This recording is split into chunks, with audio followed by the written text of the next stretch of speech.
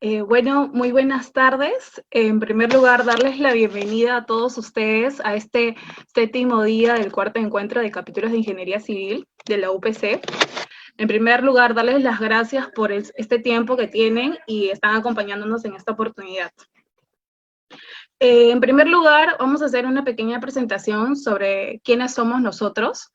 La ponencia al capítulo IHR-UPC se llama YPM. Somos la comunidad estudiantil de divulgación e investigación del área de recursos hídricos y de medio ambiente. Queremos hablarles sobre nuestros propósitos, entre ellos está fomentar temas, ejecutar actividades y proyectos de investigación, todo con referencia a la ingeniería de los recursos hídricos y del medio ambiente. Asimismo, promover y organizar proyectos de investigación, talleres, conferencias y encuentros profesionales con otros estudiantes, así como este encuentro de capítulos que estamos realizando en esta oportunidad. Y bueno, sin más preámbulos, queremos presentarle a nuestro ponente. En esta oportunidad, él nos va a exponer los desafíos en el estudio integral de la erosión hídrica en el Perú. Él es egresado y titulado de la carrera de Ingeniería Civil y ha realizado un máster en la Pontificia Universidad Católica del Perú. Y ha hecho asimismo una especialización en geomática aplicada a los recursos hídricos en la Universidad Nacional Agraria de La Molina. Con ustedes, el ingeniero y máster Joel Fernández. Ante todo, muy buenas tardes, estimados presentes. Bueno, en primer lugar, agradecer a el encuentro de capítulos de Ingeniería Civil de la UPC por esta invitación y en especial también a YPM. El día de hoy voy a presentar un tema que yo considero que es muy importante, ¿no? Y específicamente para todos aquellos que se especializan básicamente en el área de los recursos hídricos, ¿no? Y es básicamente el tema de la erosión. ¿Por qué es importante estudiar el tema de erosión? Porque, como ustedes sabrán, Perú se encuentra en un lugar, en este caso, en el cual está sometido a diversos eventos meteorológicos extremos, por ejemplo, ¿no? Y existe también la influencia de la cordillera, en este caso de los Andes, que hacen de alguna u otra forma compleja, básicamente, la situación, ¿no? Los parámetros climáticos que nosotros podemos presentar en el Perú, ¿no? Entonces, en ese sentido, ¿no? Siendo un país con esas características, surge la necesidad de poder de alguna u otra forma estudiar, investigar, ¿no? Y analizar eh, en ese sentido la erosión hídrica, ¿no? La erosión hídrica porque, a ver, ¿no? Nosotros cada cierto tiempo presenciamos, por ejemplo, el fenómeno de Niño, ¿no? Que es un evento que, como ya lo he repetido en innumerables situaciones en las que he podido conversar, por ejemplo, con diversos especialistas, ya forma parte de nuestro entorno, por así decirlo, ¿no? Cada cierto tiempo nosotros, de alguna u otra forma, estamos expuestos a este fenómeno, entonces la idea básicamente es trabajar, ¿no? Trabajar y adaptarnos en ese sentido a las condiciones en las que nos encontramos básicamente en el fenómeno del Niño, ¿no? Entonces, básicamente, esta presentación que he preparado para todos ustedes el día de hoy está enfocado en ello, ¿no? Cómo básicamente estas condiciones climáticas, las características geográficas del Perú, ¿no? De alguna u otra forma hacen evidente la necesidad de poder estudiar e investigar, en este caso, ¿no? La erosión hídrica, ¿no? Que es uno de los aspectos muy importantes que considero que se deberían ampliar un poco más en el área de los recursos hídricos, ¿ok? Bueno, un poco ese preámbulo quería mostrar, quería presentar y bueno, vamos a comenzar. Esta presentación que he preparado básicamente está delimitada en tres aspectos fundamentales. En primer lugar, ¿no? Explicar un poco acerca de los desafíos que nosotros los ingenieros civiles en general tenemos al momento de querer hacer estudios, por ejemplo, enfocados en la erosión hídrica, ¿no? Entonces, un poco detallar acerca de esto bueno, en la corta experiencia que tengo, ¿no? Mencionarles qué desafíos existen básicamente para una persona, un investigador que quiere dedicarse a esta área, ¿no? En segundo lugar, ya básicamente voy a hablar acerca de casos de estudio, ¿no? Yo a lo largo de, bueno, desde que egresé de la universidad, eh, tuve una iniciativa importante de querer investigar, ¿no? Porque básicamente me había llamado la atención el tema de los recursos hídricos, ¿no? Ustedes sabrán, en la formación de un ingeniero civil, básicamente, bueno, lo digo desde mi punto de vista, ¿no? Recibí bastantes conceptos estructurales, geotécnicos, pero ahí un poco identifiqué que el tema de los recursos hídricos, si bien era estudiado, pero no a la profundidad que yo quisiera, ¿no? En todo caso, en ese sentido, decidí dedicarme a esta rama de ingeniería civil, que como les comento es una rama muy interesante, descubrí muchas cosas muy interesantes que hay que hacer todavía, ¿no? Yo diría que el tema de los recursos hídricos en el Perú es algo que está potencialmente, ¿no? Se podría potencialmente abarcar aún más, ¿no? Básicamente por las condiciones en las que nos encontramos hoy en día, ¿no? Entonces, básicamente en esos aspectos pude hacer dos investigaciones puntuales que quisiera también compartirles a ustedes y también en esas investigaciones detallarles, ¿no? Cuáles fueron básicamente esos retos, esos desafíos que yo pude encontrar básicamente para estudiar específicamente la erosión hídrica en ese sentido. Entonces, vamos avanzando. A ver, ¿no? En primer lugar, quisiera que ustedes observen este mapa, ¿no? Este mapa que nosotros vemos a continuación fue extraído del Departamento de Agricultura de los Estados Unidos, ¿no? Y básicamente lo que detalla básicamente este mapa es la pérdida del suelo como uno de los principales factores en los procesos de desertificación y degradación del suelo, ¿no? A nivel mundial en este caso. Entonces, como ustedes podrán observar, ¿no? Se puede ver claramente de que el Perú se ubica en una zona roja, ¿no? Esta zona roja nos indica, de alguna u otra forma, que el Perú se ubica en una situación altamente vulnerable a estos procesos de degradación y desertificación, ¿no? Entonces, ya viéndolo desde un punto de vista general, amplio, ¿no? Internacional, al Perú en ese sentido lo ubican como una zona altamente vulnerable a estos procesos, ¿no? Entonces, por ahí como que ya te llama la atención, ¿no? Entonces, algo está pasando acá, hay que ver qué cosa sucede, entender los procesos y en función a ello plantear algunas soluciones, algunas investigaciones. Muy bien, acá tenemos otro mapa, ¿no? Este mapa básicamente detalla, por ejemplo, ¿no? Que la costa peruana es básicamente una zona extremadamente árida y evidentemente, además de que es extremadamente árida, ¿no? Tenemos los eventos, por ejemplo, de inundaciones que se presentan cada cierto periodo de tiempo, hoy en día más recurrentes, ¿no? Ocasionados básicamente por el fenómeno del Niño en este caso, ¿no? Entonces, a ver, ¿no? Analizando el mapa anterior, ¿no? El Perú se ubica en una zona en donde básicamente está expuesta a estos procesos de degradación y de desertificación a nivel mundial, ¿no? A esto le sumamos, por ejemplo, que tenemos eventos como el fenómeno del Niño que son hoy en día más recurrentes, entonces se van sumando factores, ¿no? Entonces, esos factores de alguna u otra forma van a ir y van a contribuir, por ejemplo, a que los suelos, por ejemplo, se vayan erosionando. Entonces, continuemos, ¿no? A ver, ¿no? Luego de que hemos visto este panorama general, ¿no? Es importante también recordar, ¿no? Yo sé que muchos de ustedes ya saben básicamente qué es erosión en ese sentido, ¿no? Pero un poco para contextualizarlos, ¿no? La erosión se entiende como la pérdida básicamente del suelo, ¿no? Y esta pérdida del suelo se debe a muchos factores, ¿no? Tenemos, por ejemplo, la erosividad de las lluvias, ¿no? La cobertura y el manejo, en este caso cobertura de vegetación, ¿no? Que de alguna u otra forma van a impactar también en estos procesos de erosión. Tenemos la erodibilidad del suelo, ¿no? ¿Qué entendemos por erodibilidad? Básicamente es la susceptibilidad, es decir, qué tan susceptible es una partícula en un determinado suelo a desprenderse en este caso, ¿no? Tenemos, por ejemplo, las condiciones dependientes, ¿no? Yo les había mencionado, por ejemplo, de que el Perú se ubica, ¿no? Por el Perú cruza básicamente la cordillera de los Andes. Entonces, en ese sentido, ello implica también de que se presenten altas pendientes, ¿no? Asimismo, sí, evidentemente hay pérdida de suelo y también hay algunas prácticas de conservación. Entonces, todos estos factores de alguna u otra forma intervienen para poder analizar y estudiar los procesos de erosión, ¿no? Dentro de todos estos factores que estoy mencionando, Los más importantes, y bueno, no es que lo diga yo, sino que existe investigación, existe evidencia, ¿no? Se han logrado identificar que, por ejemplo, ¿no? La erosividad de las lluvias, es decir, la intensidad de las precipitaciones, juega un rol fundamental en la generación de erosión, por ejemplo, ¿no? Erosión hídrica, ¿no?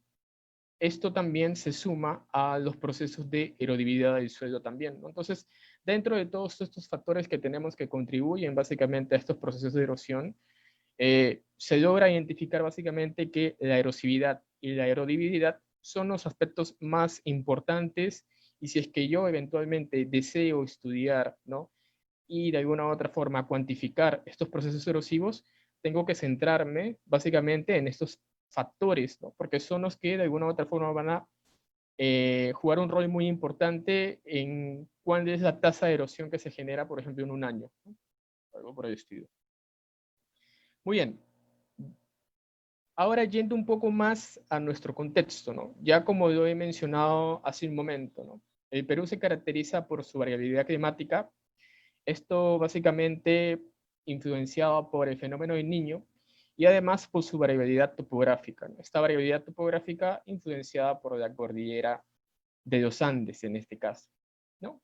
Y un poco ya acercándome básicamente al tema específico de la investigación que pude realizar, ¿no? Parte de esa investigación implicó realizar un análisis de la información que existe hoy en día acerca de los procesos erosivos, ¿no? Y bueno, ¿no? Cuando pude realizar ese estudio me topé, por ejemplo, que había ya un estudio de erosión hídrica en este caso, ¿no?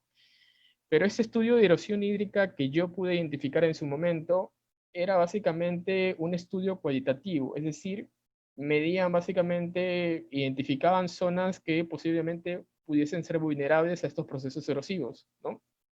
Y este estudio databa del año de 1996, ¿no? Por el instituto, en ese entonces, Instituto de los Recursos Naturales, ¿no? En ese sentido, y INRENA, ¿no? Pudo desarrollar un mapa, por ejemplo, en el Perú, que de alguna u otra forma medía descriptivamente, en este sentido, los procesos de erosión, ¿no? Entonces, fue un punto de partida para mi investigación, ¿no? Y evidentemente estos procesos, por ejemplo, de erosión, ¿no? De alguna u otra forma se ven influenciados, ¿no? En los eventos que últimamente nosotros hemos podido presenciar, ¿no? Por ejemplo, en el año 2016 se pudo identificar fuertes precipitaciones en el sur del país, específicamente en Arequipa, y hubo en ese entonces la pérdida de bastante infraestructura vial, ¿no? Que de alguna u otra forma, si la infraestructura vial afecta necesariamente la comunicación entre regiones, ¿no? Es un problema que hay que de alguna u otra forma mitigar, ¿no? También, por ejemplo, en ese mismo año 2016, en el norte del país también se registraron fuertes precipitaciones. Esas fuertes precipitaciones ocasionaron procesos de inundación, ¿no? Justamente en la imagen de medio observamos una carretera que básicamente se generó un proceso de inundación, y ese proceso de inundación afectó básicamente la comunicación entre dos puntos específicos en el norte del país, ¿no? Y yendo ya un poco más cercano a nosotros y que básicamente lo pudimos identificar, es el caso de, por ejemplo, este puente en el Agustino, ¿no? El puente que se desplomó, el puente que se cayó. Bueno, al fin y al cabo, el puente hoy en día es inservible, ¿no? Y evidentemente este puente que colapsó se debió básicamente a los procesos de erosión, ¿no? En este caso, procesos de erosión ribereña, ¿no? Que hubo en su momento, ¿no? Entonces, todas estas cosas, de alguna u otra forma, te tienen que llamar la atención, ¿no? Te tienen que decir, a ver, algo está pasando acá, las cosas no se están haciendo bien, hay que profundizar un poco más. Entonces, ustedes desde la academia, de alguna u otra forma, se tienen que hacer esas preguntas y enfocarse básicamente en estos temas. Muy bien, ¿no? Qué más pude identificar, ¿no? A ver, ¿qué cosa es lo que sucede en ese sentido en el Perú también, ¿no? El Perú, ¿no? De acuerdo a un reporte del Banco Mundial, se ubica en una zona con la mayor actividad relacionada básicamente a los fenómenos hidrometeorológicos extremos, por ejemplo, ¿no? Como ustedes pueden observar en la imagen, ¿no? entre latitud -20 y 0 se ubica el Perú, y podemos observar que en esa región existen básicamente estos picos, ¿no?, de estos eventos meteorológicos extremos, que evidentemente se desarrollan porque las características propias de la zona en la que se ubica Perú hacen posible esto, ¿no? Y bueno, ¿no?, esta información que se pudo rescatar del Banco Mundial se traduce básicamente, ¿no?, en lo que sucede, por ejemplo, hoy en día en Chosica, ¿no? Cada cierto tiempo, eh, debido a estos fenómenos, en específico el fenómeno del Niño, ¿no?, afectan la infraestructura en este caso, ¿no? Y como lo podemos ver, ¿no?, ya no es algo, como les vuelvo a repetir, que sucede esporádicamente, ¿no? Ya es algo recurrente, ¿no? Entonces, ¿no?, ¿cuál es el principal desafío que tenemos que afrontar nosotros, los ingenieros civiles, que básicamente nos dedicamos al área de los recursos hídricos, ¿no? Y no necesariamente el área de los recursos hídricos, yo diría en general, ¿no? En general. Básicamente que si, por ejemplo, queremos plantear algún estudio de erosión hídrica, este estudio de erosión hídrica tiene que adoptar básicamente un enfoque integral de cuencas, ¿no?, de cuencas hidrográficas. ¿Por qué? Porque en ese sentido se van a poder tomar todos esos aspectos, todos esos elementos que de alguna u otra forma integran una cuenca, ¿no? Por ejemplo, ¿no? A ver, ¿no? Se genera, por ejemplo, el próximo año quizás hay un fenómeno en Niño, por ejemplo, ¿no? Entonces afecta un puente, ¿no? Entonces, inmediatamente, ¿qué cosa es lo que sucede, no? Inmediatamente lo que sucede, lo que comúnmente sucede es ir a reparar el puente, ¿no? Pero quizás más adelante, en otro próximo evento, también se va a destruir ese puente, ¿no? Entonces, la idea no es atacar el problema en ese punto específico, sino ver y analizar qué cosa sucede, ¿no?, en una cuenca entera, ¿no? En una cuenca, entendiendo la cuenca como una unidad hidrológica, ¿no? Entonces, ver básicamente qué elementos están interrelacionados que de alguna u otra forma pudiesen generar estas pérdidas de infraestructura recurrentes que podemos observar en el país, ¿no? Entonces, el primer desafío, enfocar y realizar estudios, pero que esos estudios estén enfocados en una cuenca integral, en una cuenca hidrográfica en este caso, ¿no? Tal como menciona, por ejemplo, Wood en el año 2005, ¿no? Las limitaciones clave para la restauración, por ejemplo, de un río, si es que yo quiero plantear una restauración de un río, son básicamente la falta de conocimiento científico de la dinámica de estos procesos a una escala de cuencas hidrográficas, ¿no? Es decir, se pueden plantear, por ejemplo, proyectos de restauración de ríos, pero es que si esa mirada no se da de forma integral en una cuenca y solamente se observa el punto en donde está existiendo el problema, entonces lo que va a pasar posteriormente es que va a seguir existiendo ese problema porque no se está atacando de forma integral, ¿no? Entonces, todo eso nos debe llevar a reflexionar de que va a surgir en ese sentido una necesidad de poder desarrollar estudios cualitativos y cuantitativos, pero yo diría que enfocarnos un poco más en los estudios cuantitativos, ¿ok? Estudios cuantitativos que en base a resultados nos indiquen que de alguna u otra forma se tiene que hacer algo, ¿no? Se tiene que hacer algo para poder mitigar estos procesos de erosión, por ejemplo, ¿no? Pero teniendo en cuenta un enfoque integral de una cuenca, ¿no? Eso es lo primordial. ¿Qué más, no? Por ejemplo, ¿no?, si yo quiero estudiar la erosión hídrica, ¿no? Para estudiar la erosión hídrica se requiere grandes cantidades de información de alta resolución, tanto espacial y temporal, ¿no?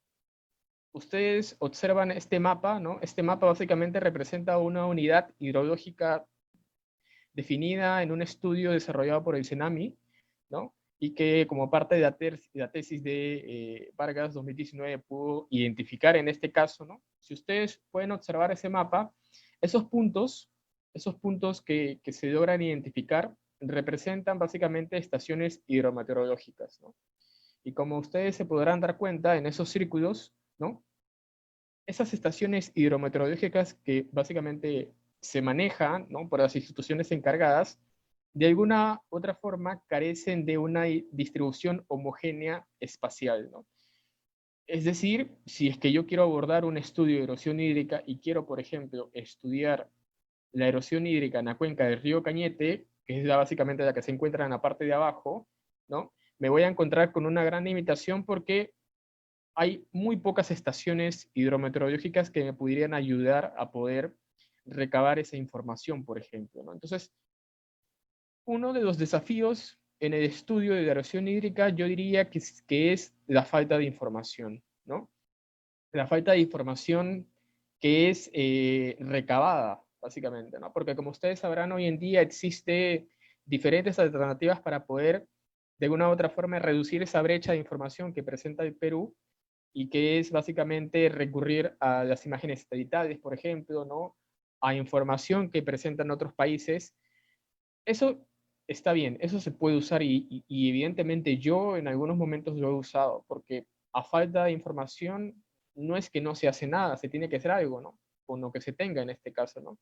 Pero también nos tiene que llevar a reflexionar de que se necesita en este caso poder recabar más información in situ, ¿no? O sea, información observada en ese sentido, ¿no? Como se menciona en el ámbito académico, ¿no? Esta información observada mediante la colocación de estaciones hidrometeorológicas y más específicamente en el Perú, en donde básicamente tenemos estas condiciones que ya les he mencionado, como es el caso del fenómeno del Niño y como es el caso también de la cordillera de los Andes, ¿no? Que hacen de alguna u otra forma, intensifican estos procesos de erosión, ¿no? ¿Qué más podemos observar? ¿No? Podemos observar en la otra imagen, ¿no? Por ejemplo, ¿no?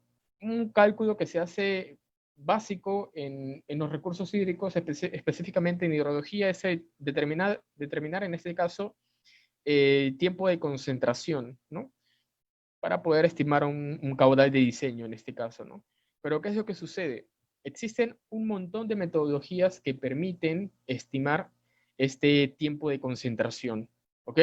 Entonces, justamente este mapa, este gráfico, lo que detalla es específicamente aplicando diferentes tipos de enfoques, diferentes tipos de metodologías, obtengo diferentes valores de tiempos de concentración, ¿no? Entonces, a ver, ¿no? Por un lado tenemos la falta de información, por otro lado tenemos que nosotros básicamente nos basamos en ecuaciones que han sido desarrolladas en otros países y esas ecuaciones que han sido desarrolladas en otros países de alguna u otra forma van a subestimar o sobreestimar ese valor, por ejemplo, del tiempo de concentración. Entonces ahí también se genera un sesgo, se genera una incertidumbre en cuanto a los resultados que podemos obtener, por ejemplo, ¿no? Entonces, de alguna u otra forma, el uso de metodologías inadecuadas también va a afectar el estudio en este caso y es un desafío que tenemos que de alguna u otra forma tratar de reducir, ¿no? Reducir básicamente esa brecha de información, de metodologías que podemos presentar para poder analizar este estudio, ¿no? Muy bien, entonces, ¿no? En resumidas cuentas, ¿no? ¿Qué es lo que necesitamos para poder mejorar nuestros estudios en erosión hídrica? En primer lugar, aumentar la toma de datos, ¿no? Aumentar la toma de datos para obtener de alguna u otra forma resultados que se acerquen más a la realidad, ¿no?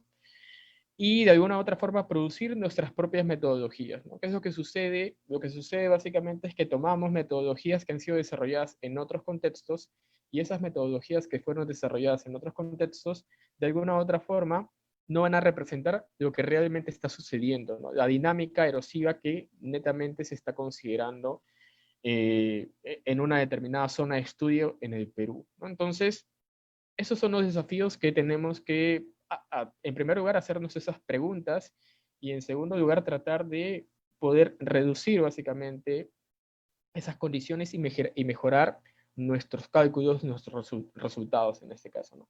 Entonces, a continuación, yo les voy a mostrar, ¿no? Algunos estudios que he realizado, ¿no? Y que aún de alguna u otra forma todavía están en proceso, ¿no? La idea es básicamente es publicar, ¿no? Todo lo que hagamos, todo lo que investiguemos, tratar de publicar, ¿no? Eso es importante. Entonces, yo voy a tratar en este momento de presentarles, ¿no? De forma resumida, ¿no? Algunos resultados que he obtenido, ¿no? Y básicamente qué pude darme cuenta en el proceso de realizar esta investigación también. ¿Ok? Entonces vamos a empezar por el primero que básicamente se enfoca en la estimación de la erosividad de lluvias en la cuenca del río Rímac, ¿no? Ya detallado por qué, ¿no? ¿Por qué estudiar solamente de erosividad? ¿No? Porque, tal como lo indiqué hace un momento, este parámetro de erosividad y erodibilidad son básicamente los que gobiernan el estudio de erosión hídrica, ¿no? Entonces, enfocarnos en esos aspectos, mejorar los resultados, las estimaciones en esos parámetros ayudaría de alguna u otra forma en mejorar y predecir mejor esas tasas de erosión en general, ¿no? Siempre enfocándonos en una cuenca entera, ¿no? Tal como lo puede desarrollar en este caso. Entonces, muy bien, entonces voy a explicarles algo breve, ¿no? En qué consiste básicamente este estudio que pude realizar, ¿no? Como ya les he mencionado, me enfoqué básicamente en estudiar este parámetro de erosividad de lluvias, ¿no? Si ustedes alguna vez han tenido la oportunidad de poder de alguna u otra forma acercarse un poco al estudio de erosión hídrica, sabrán de que una ecuación recurrente para el estudio de esta erosión hídrica es el método de Russell, ¿no? Este modelo de Russell que tiene diferentes componentes. Entonces, dentro de todos esos componentes, la erosividad de las lluvias juega un rol fundamental en predecir estas tasas de erosión, por ejemplo, ¿no? Entonces me enfoqué específicamente en ese parámetro, ¿no? ¿Y qué entendemos en ese sentido por la erosividad de lluvias, ¿no? Básicamente la erosividad de lluvias se refiere a la transferencia de energía cinética que las gotas de lluvia generan a la superficie del suelo, ¿no? Es decir, estas gotas de lluvia van a impactar al terreno y al momento de impactar al terreno van a generar que exista este desprendimiento de las partículas, ¿no? Y tal como lo he señalado, este factor de erosividad es muy importante poder estudiarlo porque es, de alguna u otra forma, forma uno de los indicadores ampliamente utilizados para poder posteriormente determinar un potencial riesgo de erosión hídrica, por ejemplo, ¿no? Entonces, para poder estimar y para poder calcular este factor de erosividad, nosotros necesitamos básicamente dos datos importantes. En primer lugar, estimar la energía cinética, ¿no? La energía cinética de estas gotas de lluvia y estimar también la intensidad, ¿no? La intensidad, pero no cualquier intensidad, sino la intensidad cada 30 minutos. ¿Ok? A ver, y en ese sentido, para poder yo estimar esa intensidad cada 30 minutos, porque mientras más pequeña sea ese intervalo de tiempo, mejor se va a poder medir esta energía cinética que hace que impacta la gota de lluvia sobre el terreno, ¿no? Yo necesito, por ejemplo, registros de precipitaciones bien detalladas, ¿no? Es decir, con una alta resolución temporal. Es decir, que necesitaré datos cada 30 minutos, necesitaré datos cada 15 minutos, ¿no? Entonces, esa es información que yo requiero, por ejemplo, para poder estimar estos factores de erosividad de lluvias, ¿no? Y poder generar posteriormente unos mapas que de alguna u otra forma me permitan poder analizar las características, es decir, qué zonas son altamente potenciales a riesgo de erosión hídrica, por ejemplo, ¿no? Entonces, yo necesito esa información, ¿no? Y bueno, ¿no? Entonces yo empecé a hacer esta investigación, todo emocionado, ¿no? Y dije, a ver, ya necesito esos parámetros, ¿no? Entonces recurrí a las instituciones encargadas, básicamente, que se encargan de poder recabar esta información, pero bueno, me di con la primera sorpresa de que en el Perú, por ejemplo, la información más accesible de registros de precipitaciones, a lo mucho son de un día, ¿no? Entonces, imagínense, yo necesitaba registros de precipitaciones cada 30 minutos y lo que hay, lo que existe es en este caso diaria, ¿no? Entonces, de alguna u otra forma, eso generó de alguna u otra forma, un alto impacto en mi investigación porque dije, oh, bueno, ahora, ¿cómo hago? ¿No? Yo ya estaba ya en medio de investigación, estaba desarrollando mi tesis de maestría y me encontré con esta limitación, ¿no? Dije, a ver, ¿cómo genero estos registros de precipitaciones cada 30 minutos para poder estimar la intensidad si es que solamente se tiene información de un día, ¿no? Entonces, eso fue un primer desafío que posteriormente les voy a explicar cómo lo pude resolver, ¿no? ¿No? Entonces seguí con mi investigación, ¿no? Entonces dije, a ver, ¿no? Si no puedo hacer eso, ¿qué más puedo hacer? Entonces pude estudiar, pude identificar de que este factor de erosividad se había estimado, o sea, no es que recién yo lo estaba estimando, sino que se ha estimado en muchas partes del mundo, ¿no? Y en muchas partes del mundo también se han dado con esa, de alguna u otra forma, ese desafío de poder conseguir esta información de alta resolución. Entonces, muchos autores, por ejemplo, lo que han hecho es correlacionar, ¿no?, información disponible, en este caso de precipitaciones de alta resolución, con información que es fácilmente obtenible, ¿no?, que es el caso de las precipitaciones, registros de precipitaciones diarias, registros de precipitaciones mensuales. Entonces, esa información para de repente, en algún momento, los que han hecho sus trabajos, en este caso de hidrología, de recursos hídricos, ¿no?, esta información es fácilmente accesible porque está en internet, se puede descargar, o sea, eso sí, ¿no? Pero llegar a informaciones con una mayor resolución es un poco difícil, ¿no?, de alguna u otra forma. Entonces, yo pude investigar y pude observar de que habían diversos autores que habían generado algunas correlaciones, ¿no?, para poder relacionar, ¿no?, información y determinar estos parámetros de erosividad R, ¿no?, a partir de precipitaciones de resolución diaria, mensual, por ejemplo, ¿no? Entonces dije, bueno, ¿no?, eso es una ayuda, ¿no?, puede servir, ¿no? Pero ¿qué es lo que sucede? ¿Qué es lo que pasa, ¿no? Que básicamente, ¿no?, al aplicar estas ecuaciones en otros contextos, en otros lugares, muchas veces existe el hecho de que se van a sobreestimar o se van a subestimar, ¿no? Es decir, me van a salir valores mayores a los que deberían o menores a los que deberían, ¿no? Entonces, no hay de alguna u otra forma un dato cercano a la realidad que debiéramos obtener y en función a esos datos poder hacer esas evaluaciones, ¿no? Entonces, eso es una de las principales desventajas, ¿no?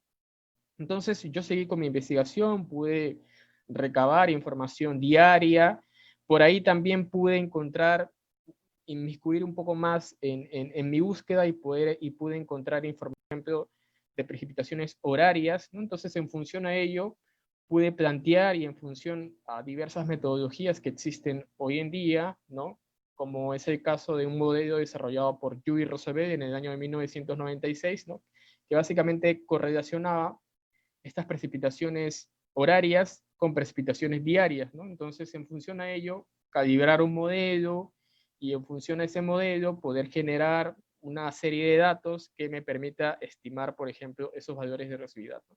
Pero ojo que no quiero que se mareen un poco en esto, ¿no? Bueno, quiero lo principal que quiero es que entiendan el concepto, ¿no? Que ante la falta de información hay que buscar maneras, ¿no? Maneras de poder investigar, ¿no?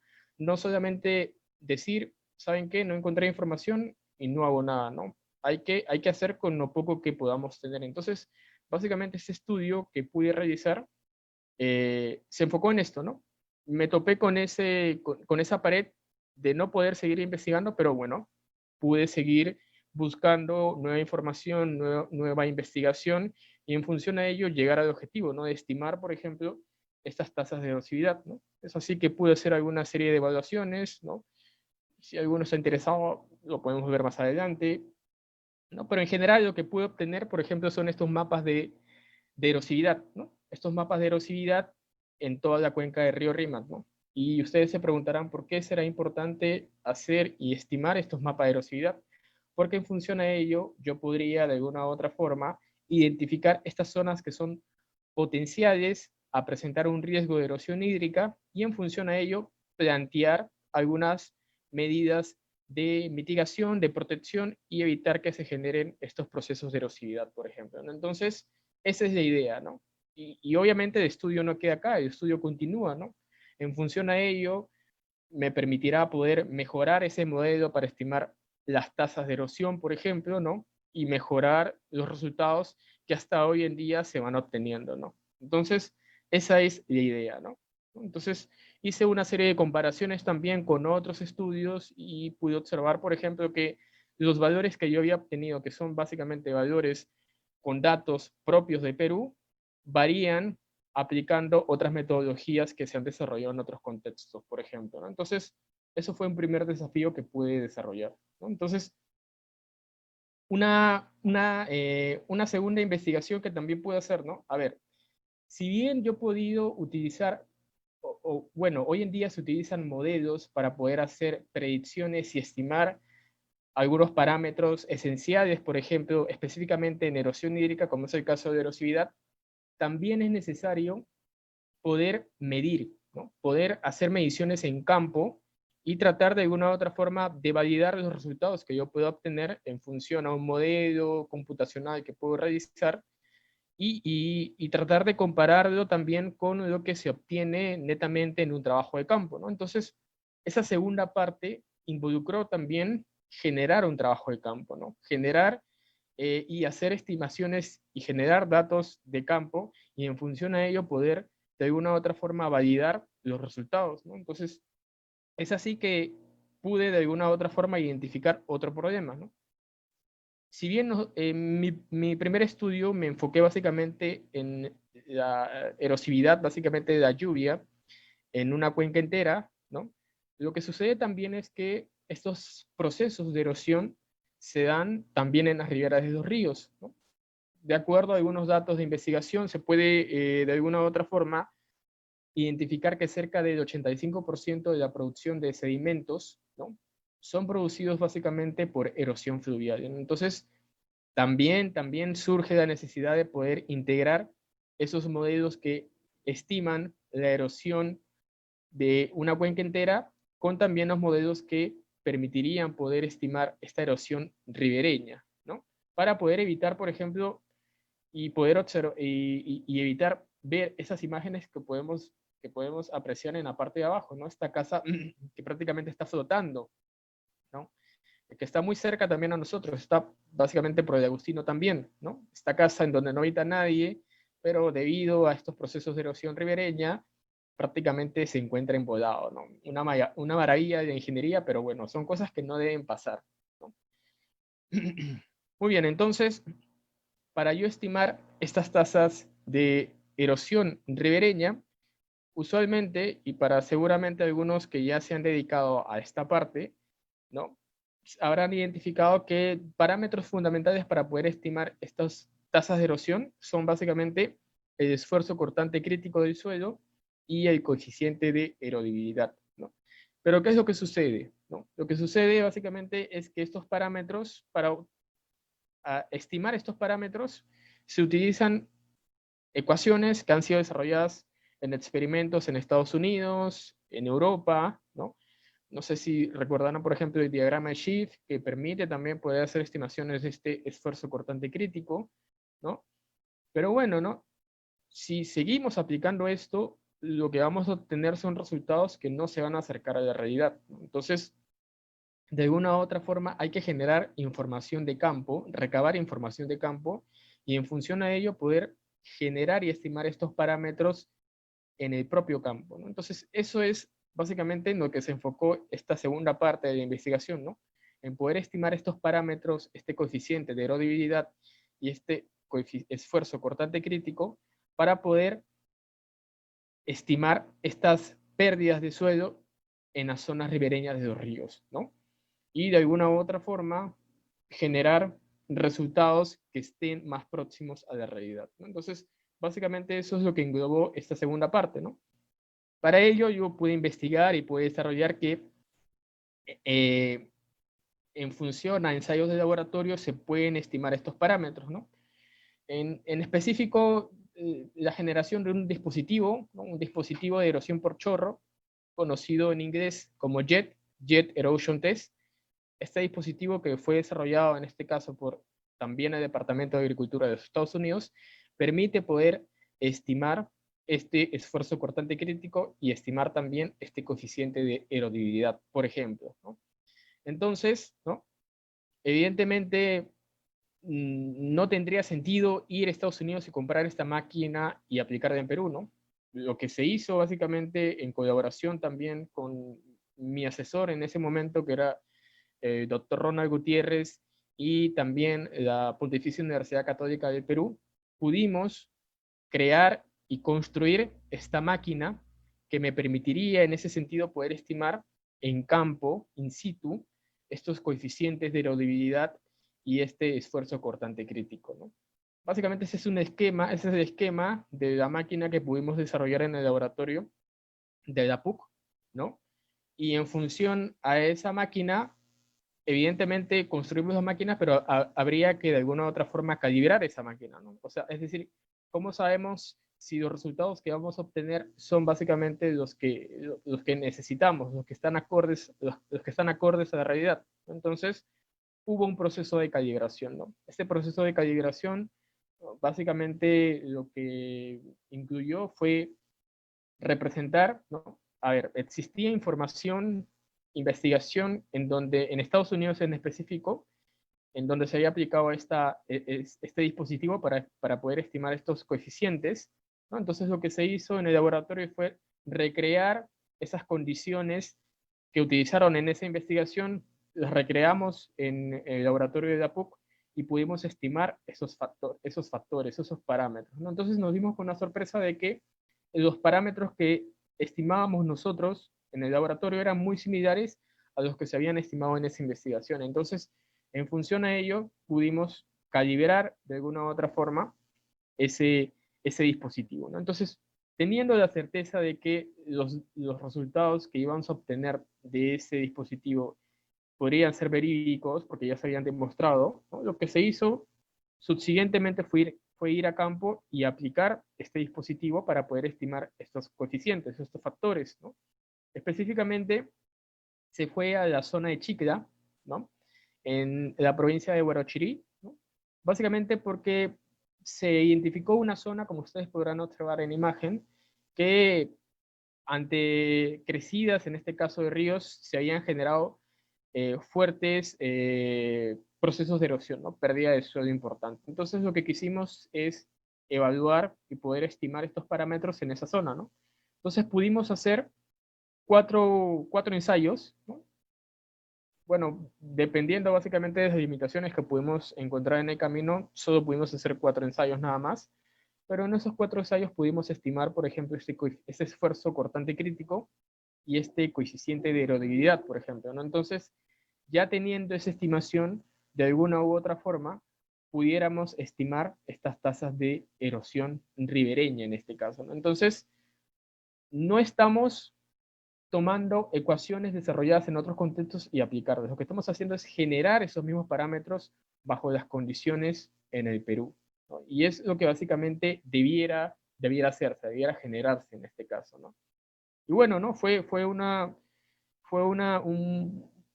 investigación muy importante, muy interesante, muy divertida, diría yo también, porque de alguna u otra forma, a pesar de que pudimos hacer 4 ensayos, ya de alguna u otra forma, nosotros mismos en Perú estábamos generando esta información, ¿no? Entonces, fue algo muy alentador y que espero que se siga continuando, se siga proyectando en este caso, ¿no?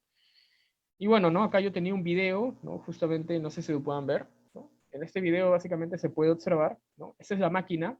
Como se podrán dar cuenta, este dispositivo es totalmente portable. Teniendo una camioneta se puede ir al lugar y se puede estimar estos parámetros, ¿no? Básicamente está compuesto por un tanque elevado, está compuesto por una motobomba, ¿no? Lo que se hace es se inyecta un chorro de agua en el terreno, ¿no?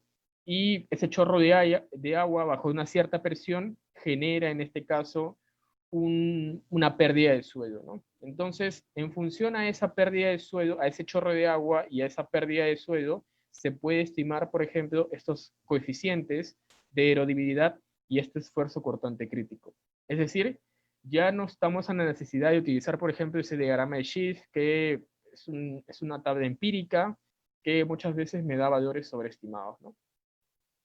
¿Qué datos registramos básicamente en campo, ¿no? Registramos el tiempo, registramos básicamente la carga y también registramos cuánto es la pérdida de suelo con respecto al tiempo, ¿no? Entonces, teniendo esas tasas de pérdida de suelo con respecto al tiempo, podemos estimar, por ejemplo, estos esfuerzos cortante crítico y este coeficiente de erodibilidad, ¿no?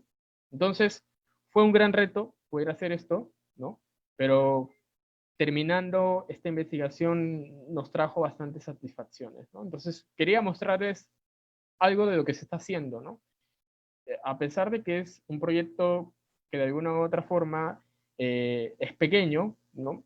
Hay que darse cuenta de que con poco se puede hacer mucho, ¿no? Y bueno, ¿no? Espero que estas investigaciones las pueda alentar, en este caso a seguir investigando en la rama de recursos hídricos, ¿no? Ya un poco para terminar, ¿no? Algunas reflexiones finales, ¿no? Con respecto a esta charla que he podido darles, ¿no? Bueno, básicamente, en primer lugar, desarrollar estudios con un enfoque de cuencas enteras, ¿no? Cuencas hidrográficas enteras, ¿no? Hacer estudios teniendo esta concepción, no analizando una quebradita, no analizando un puente, ¿no? Tenemos que mirar el problema de forma integral, ¿no? Y mirar el problema de forma integral nos va a ayudar de alguna u otra forma a generar información que pudiese ser aplicable, ¿no? Porque qué cosa es lo que sucede también, ¿no? Si bien existen muchos investigadores que pueden investigar, pero por así decirlo, una dificultad es poner a prueba estas investigaciones que se hacen, ¿no?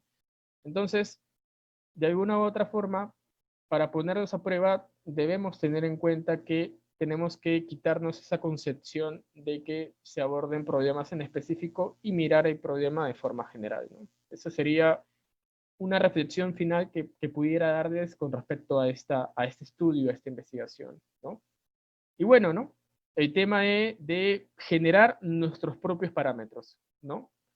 No realizar investigación y tomar información desarrollada en otro contexto, ¿no? Porque como ya les he podido de alguna u otra forma presentar en estas investigaciones que he realizado, en las que he participado, ¿no? Tomar metodologías, tomar ecuaciones desarrolladas en otros contextos, lo que va a hacer es subestimar o sobreestimar, ¿no? No va a representar en este caso la realidad, ¿no? Y bueno, ¿no? Generando estos trabajos de campo, generando la propia información, podemos de alguna u otra forma generar más datos exactos y en función a ello, ¿no? Posteriormente presentarlos a alguna entidad que pueda financiar estos proyectos y poder estimar, ¿no? Y hacer investigación y reducir, lo principal, reducir esa brecha de limitaciones que podemos tener, ¿no? Brecha de información, brecha de metodologías, brecha de esta concepción, de este paradigma de no realizar estudios de forma integral, ¿no? Entonces, son cosas que debemos ir cambiando poco a poco, ¿no? Es un proceso, ¿no? Yo al principio, cuando egresé de la universidad, también tenía esta idea, ¿no? Pero bueno, fui investigando, fui averiguando un poco más, ¿no? Con ayuda de los asesores que pude tener, en este caso el profesor Ronald Gutiérrez, con el que sigo, en este caso, en comunicación, ¿no? Seguimos investigando, ¿no? Entonces, la idea es seguir fomentando investigaciones en recursos hídricos. Los recursos hídricos es un mundo muy interesante, es un mundo muy apasionado, ¿no? Y hay mucho por hacer, ¿no? Hay mucho por hacer, hay mucho campo por desarrollar, y bueno, ¿no? A todos los que estén interesados, ¿no? Yo los invito a que sigan, no pierdan esas ganas de seguir en esta rama es muy interesante, muy importante, y tal como les he mencionado, en el Perú especialmente es esencial, ¿no? Es esencial y debemos enfocarnos bastante en estos aspectos de investigación, ¿ok? Entonces, bueno, ¿no? Esas son algunas de las reflexiones finales que les podría yo indicar, ¿no? Agradecerles nuevamente la oportunidad de poder presentar este trabajo, ¿no? Eh, Agradecer a la UPC, ¿no? Por esta invitación, a los capítulos estudiantiles, ¿no? Me da mucho gusto de que se vaya fomentando básicamente la investigación en general. Y bueno, ¿no? Cualquier duda, cualquier consulta, me la pueden hacer llegar. Muchas Ingeniero, gracias a todos. Ingeniero, muchísimas gracias por su tiempo y por las palabras y por la motivación que tiene por todo lo que son los recursos hídricos.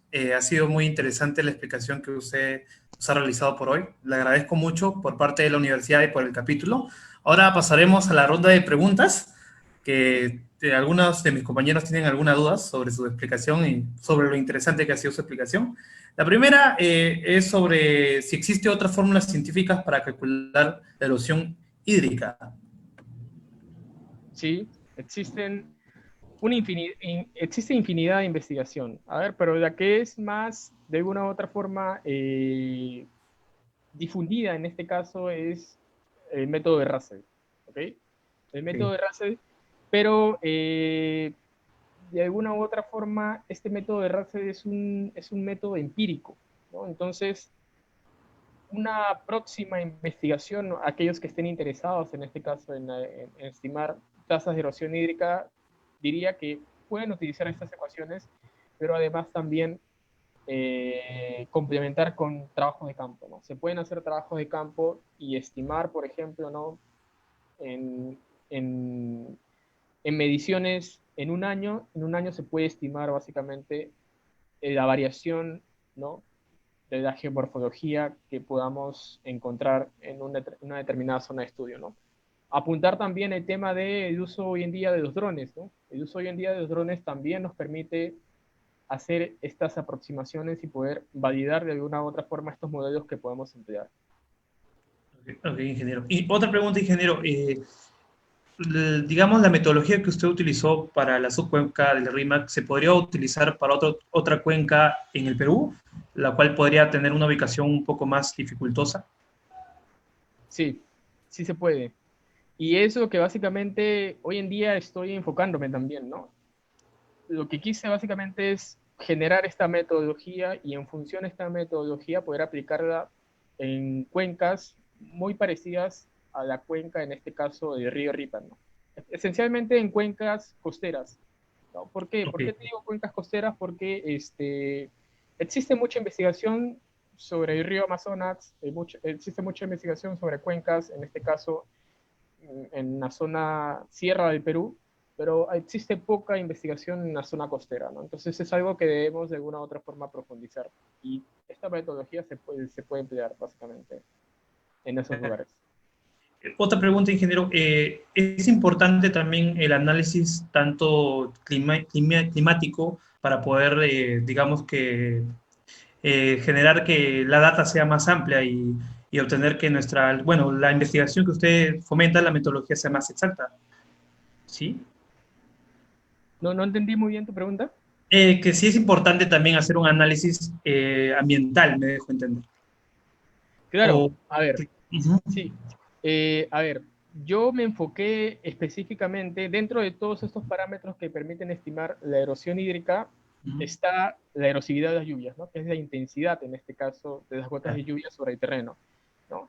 Pero eso no quiere decir que los otros factores no sean importantes, ¿no? El tema de la conservación, el tema, en este caso, de las prácticas de cultivo, ¿no? Entonces, todos estos aspectos van sumando para poder estimar estas tasas de erosión, ¿no? Yo me enfoqué solamente en un parámetro que es el más importante, ¿no? Pero también se suman a todos estos parámetros medioambientales que tú mencionas. Otra pregunta sobre nuestro compañero del Facebook es, ¿qué nos puede compartir sobre la ecuación Rudley? ¿Ya? Ajá. ¿En qué sentido? O sea,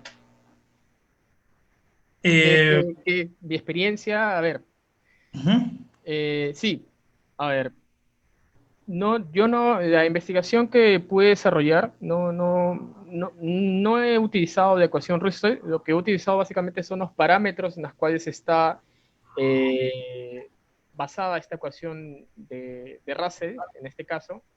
Ojo que hoy en día esta ecuación de Russell se va actualizando, ¿no? Se va actualizando hoy en día, me parece que existe la Russell 2, ¿no? Que permite también poder hacer estas estimaciones con mayor precisión, ¿ok?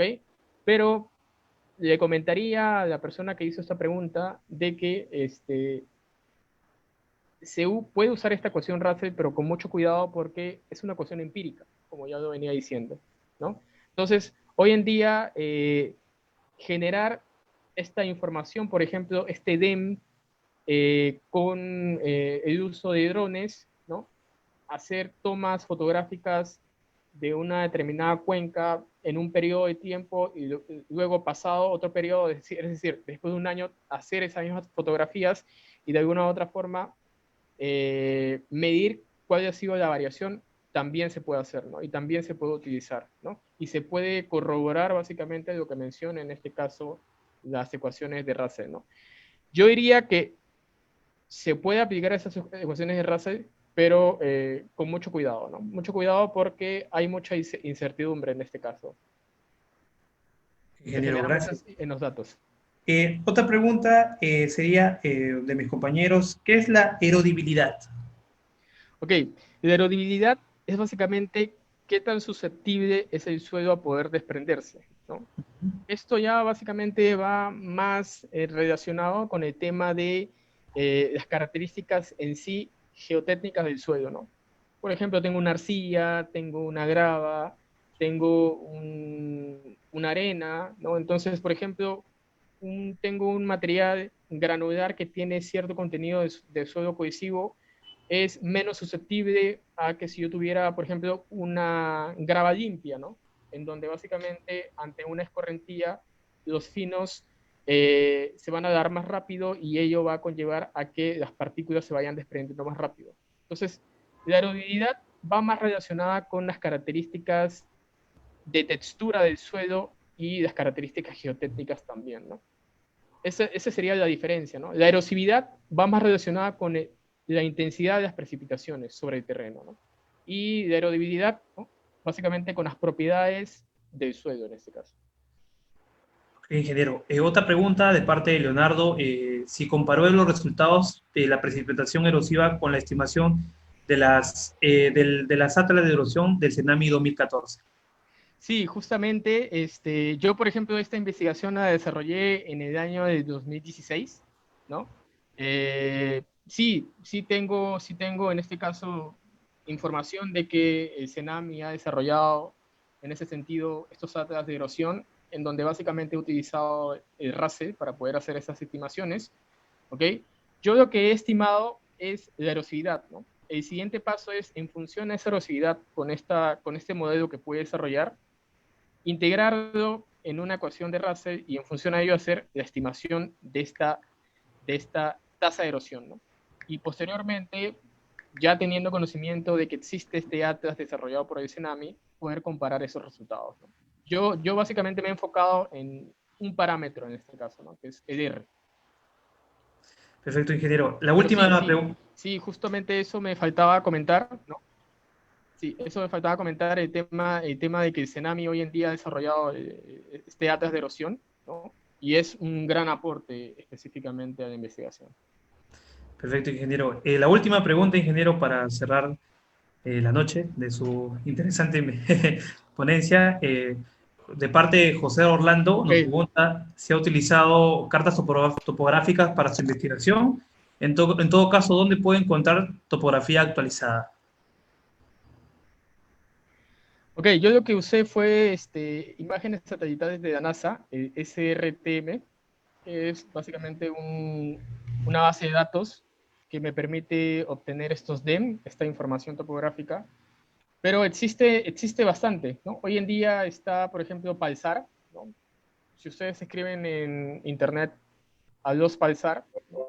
Es básicamente una base de datos de satélite, en este caso Sentinel, que permite, por ejemplo, obtener esta información con una mayor resolución, ¿no? En este caso me parece que está a cada 12.5 metros, ¿no? Y es interesante y es importante, ¿no? Porque, por ejemplo, si nosotros sacamos información de Google Earth, esta información está me parece cada 20 metros, cada 30 metros, entonces no es tan factible poder utilizar, ¿no? Como la de este satélite, ¿no?